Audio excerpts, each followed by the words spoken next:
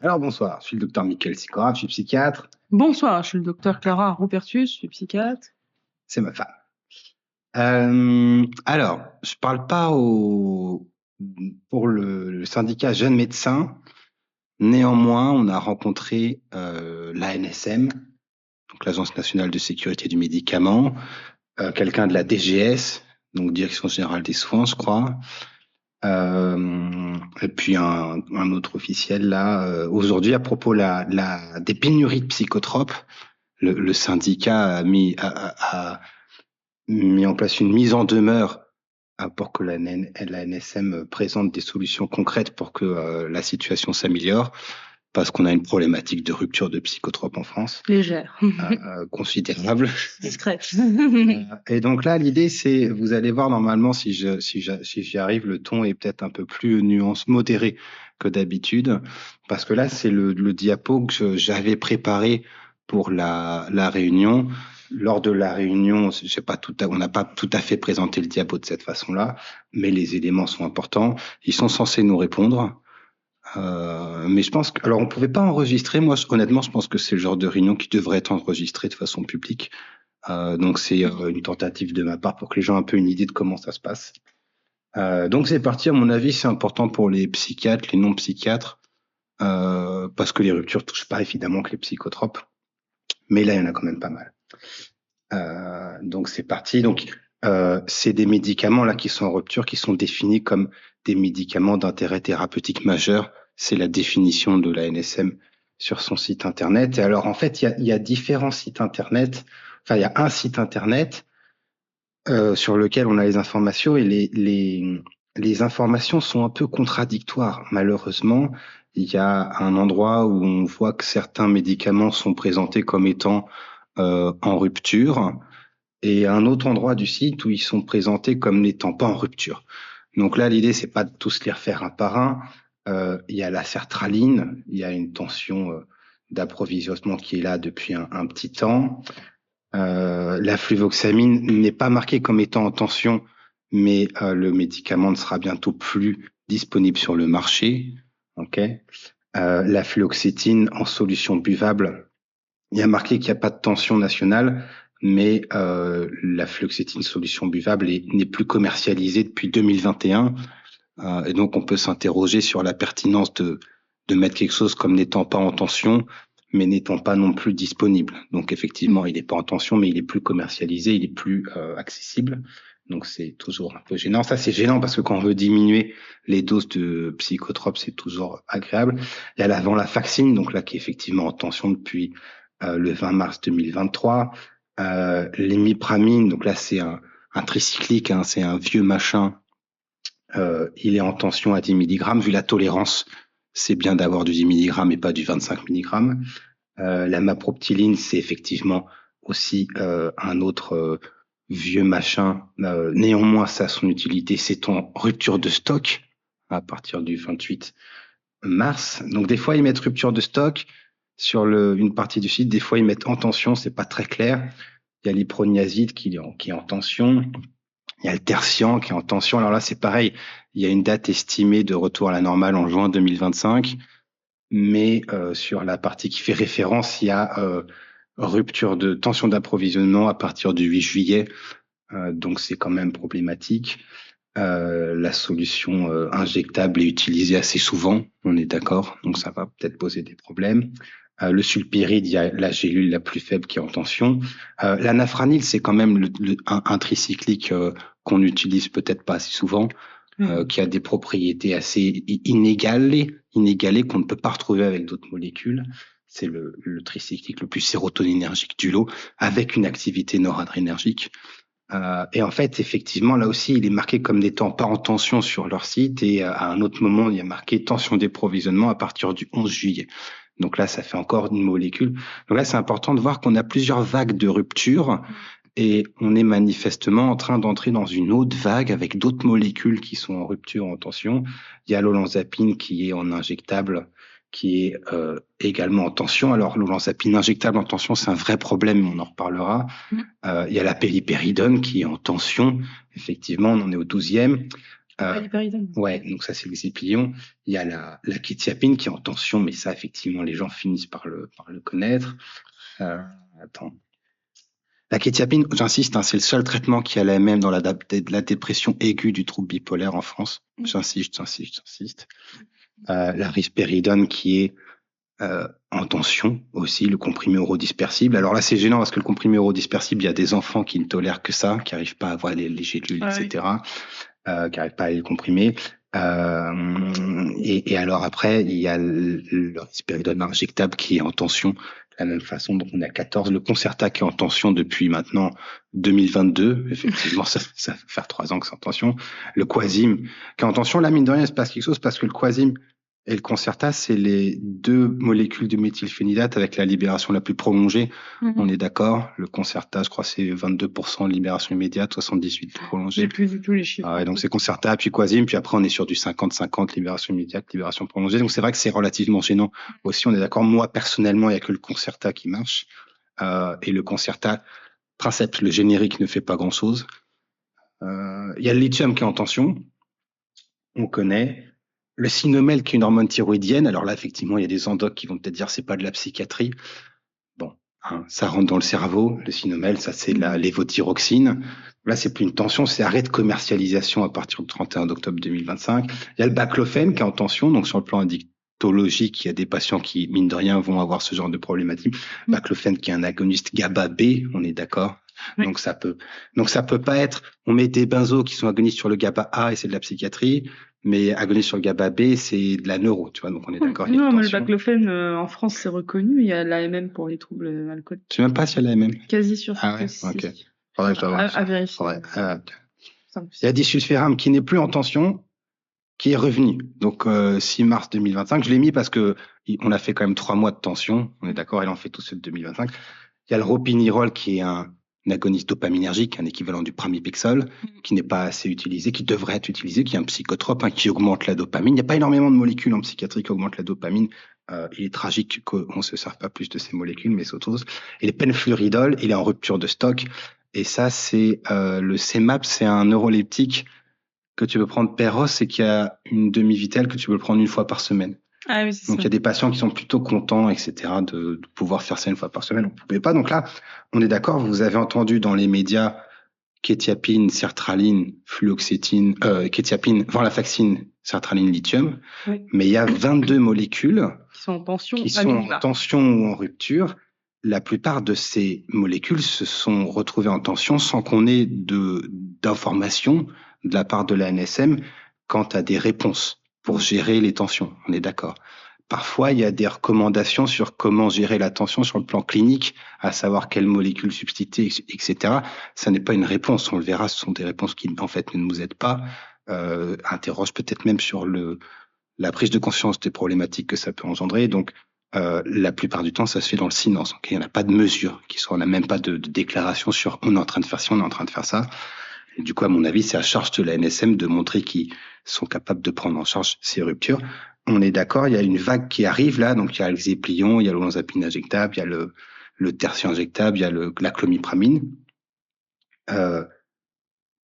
L'efficacité des mesures de la NSM pour la quétiapine et le lithium et la venlafaxine et la sertraline sont insuffisantes parce qu'on a eu énormément de ruptures, de soins, d'arrêts de traitement. On est d'accord ? Donc, à charge de la NSM de montrer que ils ont, pour la nouvelle vague de rupture et de tension, des mesures différentes et améliorées de celles qui ont déjà été mises en place. On est d'accord. S'ils font pareil, on sait que c'est pas efficace. Okay, donc, il y a des ruptures de soins. Ça n'est pas bon. Il faut avoir en tête que ces ruptures se font dans un contexte où, en France, il nous manque plusieurs dizaines de psychotropes tout le temps. Tout le temps. Donc, on n'a pas la lurazidone, on n'a pas la lumatéperone. Des fois, il nous manque la molécule dans son intégralité, donc on n'a pas la lurazidone, quel que soit le dosage. Des fois, il y a des molécules dont on n'a pas les dosages. Donc, la quétiapine à 25 mg, par exemple, on l'a pas. La quétiapine à libération immédiate, on ne l'a pas. On n'a pas la quétiapine à libération immédiate parce que la France est assez innocente, honnêtement, dans le remboursement et la prise en charge des psychotropes, virtuellement de n'importe quel médicament. Donc, en fait, la France a reçu la demande d'autorisation de mise sur le marché du labo pour la quétiapine libération prolongée quand la kétiapine libération immédiate était arrivée à court de brevets. Et du coup, ils ont fait les études pour la forme, pour le trouble bipolaire. Au début, c'était pour la schizophrénie. Donc, schizophrénie, au bout de quelques années, paf, ça tombe dans le générique. Ils font la forme libération prolongée. Problème, personne se sert de la forme libération prolongée parce que ça sédate trop. On est d'accord? Oui. Donc, il y a des fois, on n'a vraiment pas la molécule. Il y a des fois, on a la molécule, mais pas sous la bonne forme. Le lithium, par exemple, il nous manque le lithium orotate, il nous manque le lithium citrate, qui sont des solutions buvables parfois, donc qui peuvent améliorer le plan la tolérance digestive. Enfin, il nous manque énormément de choses. Je vais pas vous lire la liste des choses qui nous manquent parce que c'est une liste qui est pas exhaustive.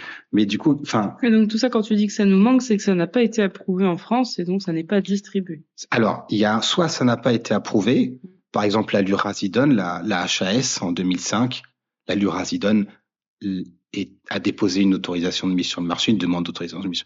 La HAS a dit que non, ça n'avait pas. Il n'y a pas l'AMM, mais. Eh ben, il y a l'AMM, mais Si, il n'y a pas d'amélioration du service médical rendu. Donc c'est pas remboursé. Donc c'est pas remboursé. Et du coup, le laboratoire a dit fuck. Et donc en fait, effectivement, on a des choses sur lesquelles la NSM n'est pas responsable. On est d'accord? Il y a une charge administrative qui suffoque un peu tout le pays, qui fait que les laboratoires n'ont pas envie de nous vendre nos trucs parce que c'est chiant. Il y a des exigences sur le prix de vente qui sont en France très marquées. On est un des pays qui paye les médicaments les moins chers. Donc les labos, ils vont pas se faire chier à nous vendre des trucs pas chers alors que c'est de la paperasse.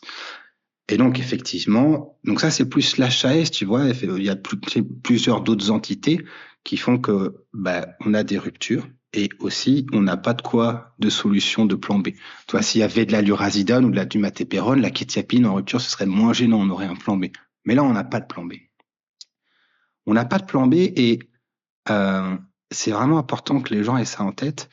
Il n'est pas recevable, il n'est pas entendable de la part d'une entité étatique. Il n'est pas entendable d'avoir une réponse telle que oui, mais ça n'est pas nous, c'est la HAS. Oui, mais ça n'est pas nous, c'est la DGS. Oui, mais ça n'est pas où. Enfin, l'État a des obligations et tu peux avoir 50 000 entités différentes. À la fin de la journée, il y a 3 questions auxquelles il faut répondre par oui ou par non. Tu vois, est-ce que le patient a son traitement? Est-ce que le traitement est remboursé? Est-ce que le prescripteur va avoir des emmerdes quand il prescrit ou pas? Et c'est tout. C'est oui, non. Il n'y a pas de oui, mais ça c'est vu par machin. Il faut qu'on ait la réponse à ces 3 questions. On est d'accord? Donc, à charge de la NSM de prouver que il y a des choses qui sont faites, soit pour qu'on puisse avoir accès à ces traitements qui nous font défaut depuis un certain temps. Hein. On est d'accord. Il y a des molécules, là, ça fait 20 ans qu'elles sont sorties dans les autres pays. On est d'accord? Ou alors de montrer qu'il peut y avoir des solutions aux ruptures qu'on peut avoir. Quand il y a des ruptures, la NSM doit gérer le stock, d'accord? Et ils sont aussi à même de formuler des recommandations sur ce qu'on peut faire pour gérer ça, d'accord? Ces recommandations, et c'est sur leur site, sont écrites en accord, de façon coordonnée avec diverses sociétés savantes. Si jamais les recommandations posent des problèmes en termes d'application, la NSM est responsable aussi, tu vois. Si jamais moi, il y a un médecin qui me dit « faut faire ci », je le fais et c'était une connerie, j'ai un problème. Si jamais j'applique une reco qu'elle est contraire à toute la science et qu'il y a un problème, l'avocat de la partie adverse me dira pas « ah ben mon pauvre monsieur, c'était écrit, vous avez fait comme c'était écrit, donc c'est pas de votre faute ». On est d'accord? Donc il y a une forme de responsabilité dans les messages que tu véhicules. Et moi, là où je m'étonne, c'est les indications de remboursement n'ont pas l'air d'être la problématique n'a pas l'air d'avoir été saisie de la part de la NSM parce que il y a une rupture de kétiapine. Ils rappellent les bonnes prescriptions, les bons usages, et ils arrivent quand même à te dire, au milieu d'une rupture, que la prescription de kétiapine n'est pas remboursée dans l'indication prévention des épisodes maniaques ou dépressifs, c'est les gens qui ont répondu à la kétiapine. C'est-à-dire qu'alors qu'on est au milieu d'une rupture de médicaments, il y a du personnel à la NSM qui se dit, on va rappeler aux praticiens que les gens qui sont stables sous kétiapine, mais c'est juste pour la prévention, eh ben, le traitement n'est pas remboursé. Je ne sais pas si tu comprends pourquoi ça a été fait. je ne comprends pas. Il est, à mon avis, encore une fois, à la charge de l'ANSM de prouver quelle est la pertinence, quel est le raisonnement derrière ça. Parce que moi, quand je lis ça, je me dis, merde, on va se faire emmerder avec les vérifications de est-ce que c'est AMM ou pas, tu vois. Oui. Parce que clairement, à partir du moment où les gens ont de la quetiapine plus de 4 mois, moi, je te fais sauter le truc. Hein. C'est soit ça marche pas, fallait l'enlever, soit ça marche, t'es sur la prévention, hop, c'est AMM, faut payer. Tu vois. Donc, je trouve que c'est effectivement assez intéressant. Et il y a eu des recommandations qui ont été faites, les alternatives en prévention des épisodes maniaques, aripiprazole, olanzapine, carbamazépine. Encore une fois, il y a des données là-dedans qui peuvent être discutées, mais pourquoi pas. En prévention des épisodes dépressifs, lamotrigine, carbamazépine. Je ne comprends pas pourquoi la NSM propose des traitements substitutifs hors AMM et sans données. Et donc, ma question, c'est qu'est-ce qui se passe si jamais je suis psychiatre, que je prescris un truc hors AMM? Est-ce que le patient doit payer si je mets de la carbamazépine pour la dépression du trouble bipolaire, parce que c'est hors AMM et les données sont très faibles? Qu'est-ce qui se passe si je mets de la carbamazépine alors qu'il y avait d'autres traitements, alors que la carbamazépine est un inducteur majeur sur le cytochrome 3 à 4, de machin, et que du coup, il y a des effets de sevrage qui se passent, etc. Qu'est-ce qui se produit, tu vois? Et donc, ma question, c'est est-ce que les prescripteurs s'exposent à des indus? Est-ce que qu'est-ce qui se passe? Parce que ça n'est écrit nulle part. Et moi personnellement, j'ai été contrôlé par la Sécu. Je peux te dire qu'il colle à l'AMM très très fort. Donc ma question, c'est si tu prescris hors AMM, comment ça se passe? Est-ce qu'il faut payer? Est-ce que les patients doivent du coup payer parce que tu mets autre chose? Et l'autre question, c'est quel est le raisonnement scientifique derrière la recommandation de prescription de carbamazépine dans les épisodes dépressifs? Je pense qu'il est vraiment important qu'on ait un petit peu de données et de réflexion. La science, c'est quand même en open, c'est open access. Qu'est-ce qui fait qu'on ait droit à ça? Je suis pas tout à fait sûr qu'on va avoir de justification à ce moment-là. Là encore, on a un problème. C'était en libération prolongée. Les pharmacies peuvent le faire en libération immédiate. Il y a une table d'équivalence qui a été donnée, dont la pertinence m'interroge, qui a été prise sur le site du NHS, donc en Angleterre, qui était à destination des médecins généralistes et qui défie un petit peu sur le plan pharmacocinétique et intuitif de mettre de la quetiapine libération immédiate le matin. C'est libération immédiate le matin. C'est à mon avis dangereux. Moi, j'ai des patients qui sont tombés. J'ai eu au moins une fracture de côte, une fracture de hanche. Et donc, encore une fois, quelle est la part de la responsabilité de la NSM dans ces recommandations sur du mois? Effectivement, je pense que c'est un problème. Et c'est pas aux pharmaciens de gérer, parce qu'effectivement, les pharmaciens, ils font ce qu'on leur dit. Donc, moi, j'ai vraiment des patients qui se retrouvaient dans un micmac où je leur dis c'est tout le soir. Ils arrivent à la pharmacie, le matin, ils le prennent, ils sont défoncés, ils arrêtent. Enfin, vraiment, on a eu pas mal de soucis. Je sais pas si tu as eu pas mal de soucis. Mais on a eu des gens qui étaient sédatés. Moi, j'ai des gens qui s'endormaient au volant. Enfin, les premières fois, c'était. Alors après, on a fait gaffe. On a dit à tout le monde, c'est vraiment le soir. Vous prenez tout le soir. On est d'accord? Oui. Mais au début, Si, j'en ai eu quelques-uns. on a eu quelques couacs, tu vois. Et du coup, ma question, encore une fois, c'est, il n'y a pas de stock et les recommandations qu'on a, elles sont un petit peu étranges. Donc, il y a eu des choses qui ont été faites. On est d'accord. Il y a eu des dispositifs qui ont été mobilisés là. Néanmoins, on n'a récupéré que 12% du total nécessaire en bloquant, il y a eu le blocage des exportations et on a récupéré le dispositif volontaire de solidarité autopéen. C'est 12%, si tu veux, il en manque beaucoup. Il en manque 88. Vraiment, ça suffit pas. Vraiment, ça suffit pas. Et alors, il y a une dispensation à l'unité qui a été faite. Et donc là, c'est intéressant. C'est, tu donnes le traitement pour 7 jours ou 10 jours et les gens reviennent à la pharmacie. Plus les gens doivent venir à la pharmacie souvent, moins l'observance est bonne. Et donc, à mon avis, il est à charge de la NSM de prouver que ça permet d'améliorer la gestion des stocks sans diminuer l'observance, sans entraîner de rupture. Parce que moi, j'ai des patients qui ont dit, bah, écoutez, rien à foutre, j'ai arrêté, il fallait y aller tous les 10 jours. C'est ça. Ami, je trouve que ça peut être pertinent sur des introductions de traitement. Ah ouais, mais c'est pas ça qui s'est passé. Mais c'est pas ça qui se passe. Chez quelqu'un qui a un traitement stable depuis plus de 6 mois, ça n'a aucun sens de faire ça. Et donc là, si la NSM n'a pas de données sur l'efficacité de cette mesure et sur les risques de cette mesure, à savoir est-ce qu'il y a effectivement des arrêts de suivi, des fins de suivi, des arrêts de traitement, il est à la charge de la NSM d'expliquer pourquoi est-ce qu'il n'y a aucune vérification ni surveillance quand il y a une mesure de santé publique qui est mise en place comme ça. J'ai pas été au courant de ce genre de mesures. Mais on verra. Donc, la kétiapine, c'est un sevrage parmi les plus difficiles à tolérer chez les psychotropes. Il y a eu plusieurs décompensations, on est d'accord, de tous les côtés. On va pas les faire tous, on est d'accord. Hein, mais là, il y a l'olanzapine qui est en... Elle en a marre, ma peau. Il y a l'olanzapine, je crois, il reste 4 diapos. Il y a l'olanzapine qui est en forme injectable, on est d'accord. Il y a des ruptures de l'olanzapine en forme injectable. Et nous avons la recommandation de ne plus initier le traitement pour que les gens puissent continuer à avoir le traitement pour ceux qui sont déjà sous le traitement. Ce qui est une mesure pleine de bon sens, et pourquoi pas.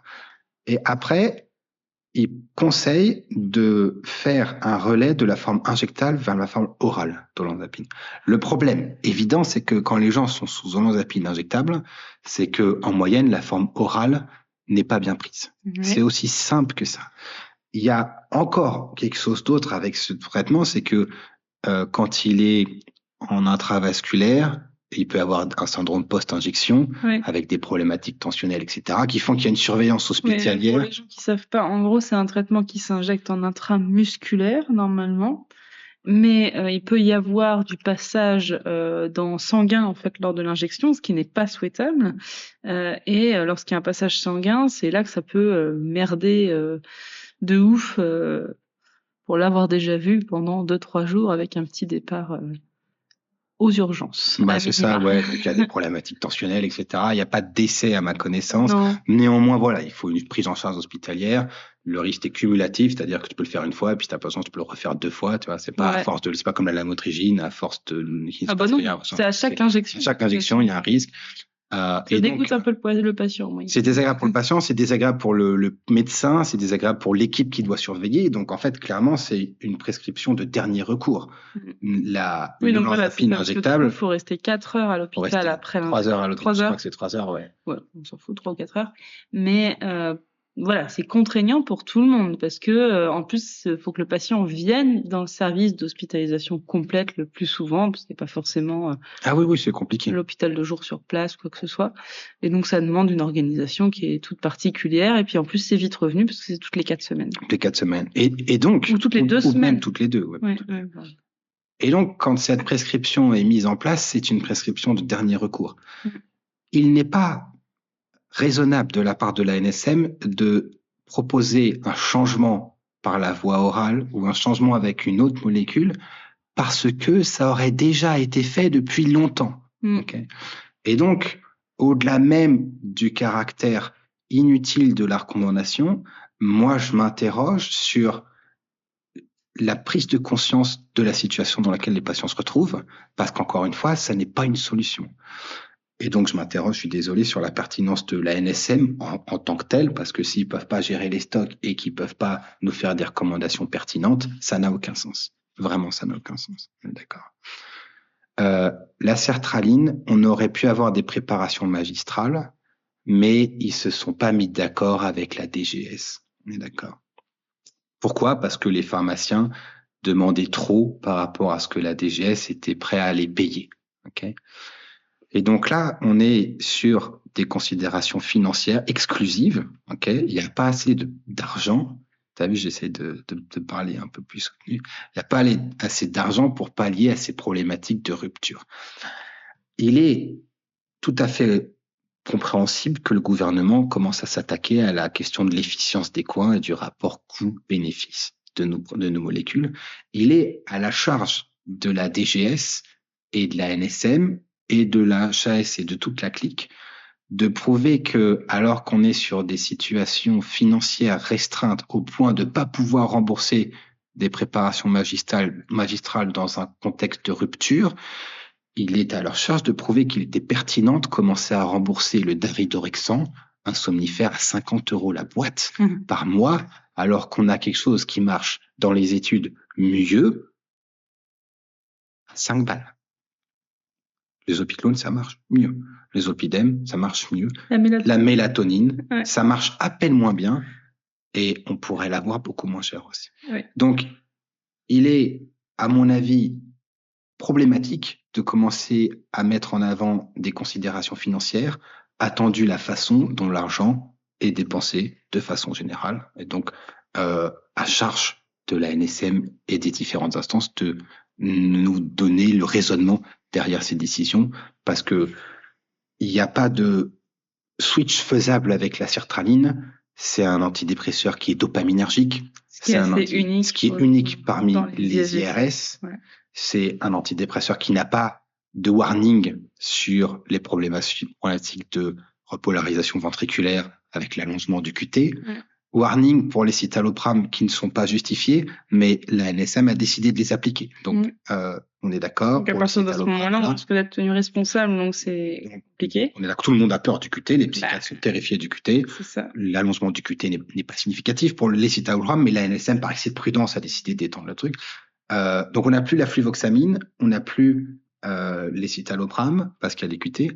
On n'a pas le citalopram pour des raisons Donc reste la paroxétine et la fluoxétine qui sont des inhibiteurs sur le cytochrome 2D6 qui vont faire que les autres concentrations augmentent. On en a parlé plusieurs fois. Donc il n'y a pas de switch faisable ni possible. Et encore une fois, il y a des patients qui ne répondront pas, tout simplement. Il y a des patients en effet qui ont plusieurs autres médicaments. On est vite emmerdé. J'en ai eu un aujourd'hui d'ailleurs. Bah oui, c'est compliqué. Qui a eu 2 cancers, qui a 36 ans et ah ben oui. Et qui a plein de traitements parce qu'il y a eu des complications de sa greffe de moelle osseuse et j'ai dû aller regarder en effet les cytochromes et tout. J'ai mis de la fluoxétine, mais parce que faute de mieux quoi. Ouais, donc ça. Ouais. Donc ça, par exemple, les considérations sur les cytochromes, etc., n'ont pas du tout été abordées dans les recommandations pour gérer la rupture de la NSM. Le niveau sur le plan pharmacologique est extrêmement préoccupant, je trouve. Ça n'est vraiment pas suffisant. Ça n'est vraiment pas suffisant. Le niveau est extrêmement faible. Donc, je ne sais pas qui est à l'origine de la rédaction de ces recommandations, mais il faudra expliquer pourquoi est-ce que on s'attaque pas à des considérations qui sont du niveau d'interne de première année et qui sont absolument indispensables. Okay. Donc, encore une fois, je suis pas sûr que la gravité soit vraiment comprise. Et alors, il y a une des raisons, et je crois que c'est les 2 dernières, sur à quel point, pourquoi est-ce qu'on est en rupture. Et donc, il y a eu plusieurs... non, c'est pas les dernières. Mais si tu veux t'en aller, tu peux. C'est une femme libre. Il y a une des raisons il y a une augmentation de la demande. Il y a une augmentation de la demande et donc sur le site même de la NSM, on voit plus 35% de la demande en 2019 pour la vaccine, 125 en 2019. On est d'accord, il y a une usine qui a arrêté d'exporter la vaccine, mais c'est 20% du marché. Okay, donc ça explique pas pourquoi on a eu un truc qui s'est effondré comme ça. Et cette usine n'a rien à voir avec les autres ruptures. Hein. Il y a 22 molécules en tension d'approvisionnement. C'est pas l'usine juste. Il y a autre chose. Excusez-moi. Donc là, on peut se demander pourquoi est-ce qu'il parle de 2019 parce que de la part même de la NSM, on a un graphique qui montre qu'en janvier 2024, les ventes étaient les mêmes pour les différentes molécules proposées. Et donc, honnêtement, si en 2019, on est en 2024, on est 5 ans plus tard, alors qu'il y a une augmentation de la demande qui a fait x2, la NSM n'a rien fait, parce qu'en 2024, la NSM ne s'est pas prononcée sur quoi que ce soit. Si rien n'a été fait pour anticiper cette rupture, à leur charge de montrer l'utilité de leurs différentes interventions, parce qu'à mon avis, vraiment, il y avait le temps. Le lithium, on est d'accord, c'est 1 fois par jour, en une prise. Toutes les études scientifiques, toutes les recommandations internationales sont très claires. Que ce soit le LP, ou le LI.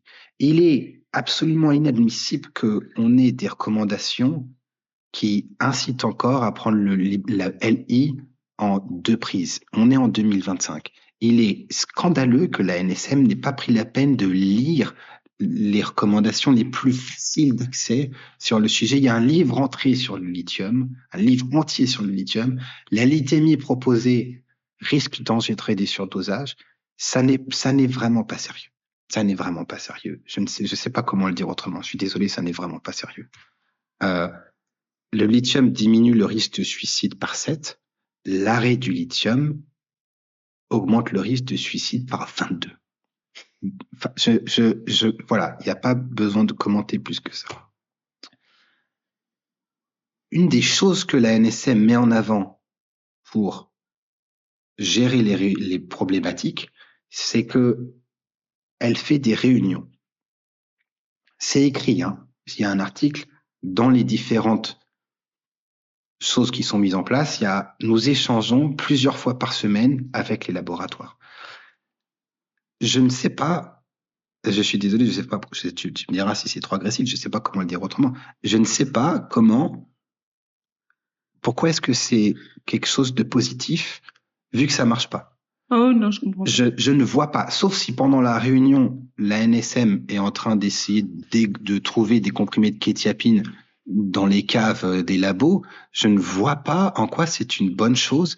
Je ne sais pas qui travaille à la NSM. Je ne sais pas quelles sont ces personnes qu'on paye pour faire des réunions plusieurs fois par semaine. Pour moi, il y a que les personnes qui organisent les réunions qui pensent que c'est utile de faire des réunions. Je ne sais pas, je ne vois pas. Je vois pas. Je vois pas. Il n'y a pas de, ce n'est pas un objectif, ce n'est pas une fin en soi de faire des réunions. Je vois pas. Je veux dire, si tu faisais pas de réunion et que tu avais une solution, ce serait très bien. Si tu fais des réunions et que tu n'as pas de solution, ça n'est pas bien. Et donc, je ne vois pas en quoi c'est un argument, c'est un élément. Je suis pas du tout sûr. Je vois pas pourquoi. Donc, à mon avis, encore là, il est à la charge de la NSM de prouver l'efficacité des différentes réunions qui sont faites parce que clairement, on ne les a pas vues.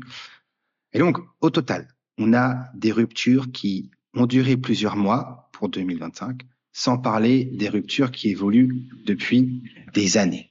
On est sur un terrain de carence en psychotropes, avec des molécules anciennes qui disparaissent, des molécules nouvelles qui n'apparaissent pas, et peut-être même des restrictions d'usage qui sont encore d'autres raisons sur lesquelles je ne vais pas m'avancer. La majorité de ces ruptures n'ont pas été adressées par la NSM. La majorité de ces ruptures, on a 22 ruptures en 2025. Il y en a 4 dont j'ai entendu parler. Le reste n'a pas été abordé du tout. Les ruptures qui ont été adressées par la NSM, l'administration, là, le gouvernement, qui ils veulent, n'a pas suffi. Toutes les mesures qui ont été prises en charge, même les réunions, je suis désolé, n'ont pas suffi à empêcher des interruptions de traitement pour les patients avec des molécules dont l'arrêt est dangereux. Le lithium, l'arrêt du lithium est dangereux. L'arrêt de la kétiapine est dangereux. Je rappelle que c'est des insomnies complètes. Ces interruptions, elles ont été rapportées dans plusieurs médias et on a une quantité de patients énorme qui peut témoigner de ça. Aujourd'hui encore, il y a un médecin sur un réseau social, là, il n'y a plus de lithium à Bordeaux. Il y a 2 pharmacies qui ont du lithium à Bordeaux. C'est scandaleux. C'est dramatique. C'est dramatique. Et les mesures qui ont été mises en place, on a moins de 10% des besoins qui sont couverts. Donc, j'insiste. Quelles que soient les raisons, à la fin, il y a 3 questions auxquelles il faut répondre. Est-ce que c'est présent? Est-ce que c'est pris en charge? Est-ce que le prescripteur va avoir des soucis? Et vu la vague de rupture qui suit, la question que jeune médecin a donnée à la NSM avec sa mise en demeure, c'est est-ce que vous avez des propositions qui nous permettent d'appréhender de façon plus sereine pour les patients, pour leurs familles et pour les praticiens? Est-ce que vous avez des propositions différentes de celles que vous avez mises en place jusque-là, ou une explication sur pourquoi celles que vous avez mises en place jusque-là n'ont pas marché? Si ce n'est pas le cas, effectivement, si j'ai bien compris, il y a une assignation en justice parce qu'il y a une insuffisance de résultats, si tu veux. Moi, si je prends en charge des patients et que tout le monde va mal, je dois répondre de cette situation devant l'ordre professionnel. J'ai d'ailleurs une expertise. Et il y a des sanctions. C'est une obligation de moyens. J'ai une obligation de moyens. Je ne suis pas sûr que les moyens soient suffisamment mis en place de la part d'ASM. Et c'était l'objectif de la présentation. Donc voilà, normalement, j'ai pas été trop véhément, honnêtement. Et donc on a une réponse. Et donc il doit y avoir une réponse, je sais pas quand est-ce que ça va être fait, mais donc l'idée c'est qu'il puisse répondre. Que là, moi, je dis effectivement ce qu'on a dit, que on va pas raconter ce qui s'est passé pour le moment parce que si ça se trouve, ça va très bien se passer. Ils vont répondre, on va être satisfait de la réponse, etc. Enfin, le syndicat jeune médecin, parce que je parle pas en leur nom. Et si ça n'est pas le cas, et ben effectivement, on parlera peut-être un petit peu de comment ça s'est passé, etc. Quoi. Ouais. Voilà. Est-ce que tu as des choses à dire? Vas-y. Un teaser pour cette réponse de. Rappelez-vous que vous avez le droit de vous garer n'importe comment tant que vous ne vous faites pas prendre. Ok. On en reparlera. Allez, bon courage.